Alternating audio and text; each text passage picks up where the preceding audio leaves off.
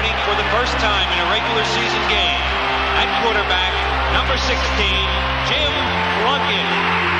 In 1971, Jim Plunkett arrived in New England as a Heisman Trophy-winning #1 draft pick and thrived under the pressure.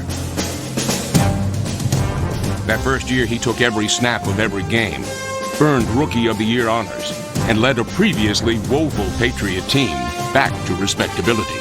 He delivered probably beyond what he should have delivered as a rookie, because the expectation the next year was even higher and probably way too difficult to meet. The second year, people took the Patriots serious. The son of two blind parents, Plunkett had overcome many obstacles, but none like those he would meet in subsequent seasons with the Patriots.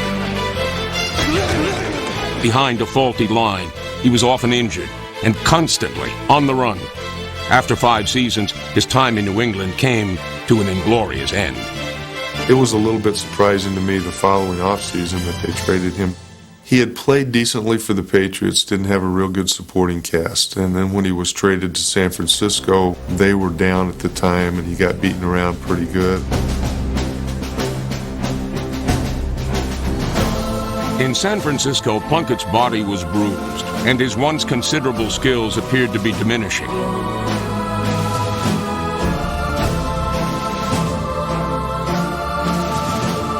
Still, he never lost heart.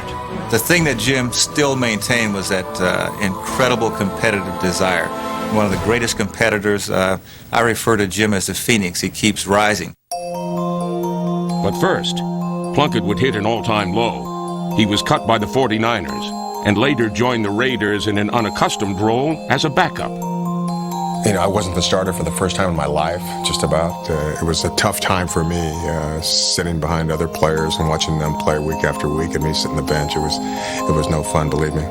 We had all seen Plunkett play in college. We had always liked what he stood for, the toughness.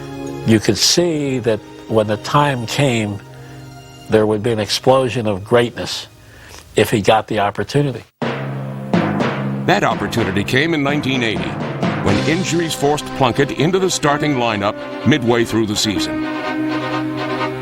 In a remarkable run, the once struggling Raiders became a playoff contender, winning 9 of 11 games, with Plunkett regaining his old form each step of the way. As he got his physical and mental strength back, you could see that there was something special. And our football team could feel it. He had a lot of what Kenny Stabler had, the ability to make other people play better. The ability to get his teammates to be willing to lay their lives down. He was just nonchalant. He just thought that was the way it should be. We'll just beat him, whatever we have to do. And that's what the great ones have. The great ones have that sense of, we know what we have to do. We'll just go out and do it.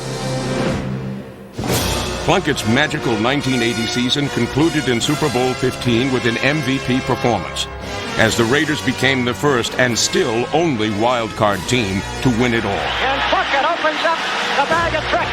It was kind of a vindication, satisfaction after being in the NFL for 10 years, almost being out of football. A lot of people had given up on me. I mean, it was a fantastic year, to say the least. Plunkett had triumphed over the odds, but he wasn't through. He survived injuries and several benchings to lead the Raiders to another championship in Super Bowl 18. Yet despite his accomplishments, his name is seldom mentioned in discussions of the NFL's all-time great quarterbacks. I feel kind of left out and slighted. I wish my career had gone on a slightly upscale course the whole entire way, but you know, life's not that way. It's a long learning process. Plunkett's willingness to stick out the tough times earned him respect wherever he played. I just love him, and he was just a guy with towering courage. And he had the most natural throwing arm motion that I have ever seen in a quarterback, and that includes today. I think Jim Plunkett in his prime was as good a pure passer as the game has ever seen.